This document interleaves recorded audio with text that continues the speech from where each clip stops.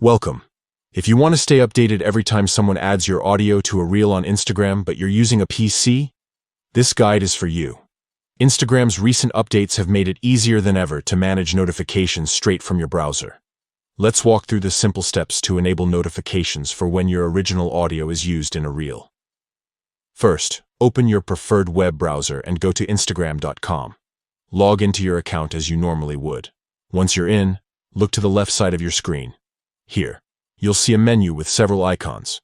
Click on your profile icon to access your personal settings. Next, in your profile view, find and click on the notifications option. This will take you to a page where you can customize all your Instagram notification preferences. Now, within the notifications section, look for push notifications. Click to enter this area. This is where you control what types of alerts you receive while using Instagram on your desktop. Scroll through the list until you find the option labeled Original Audio. This setting specifically controls notifications for when someone adds your audio to their reel. To ensure you never miss out, simply select On for this option. And that's it.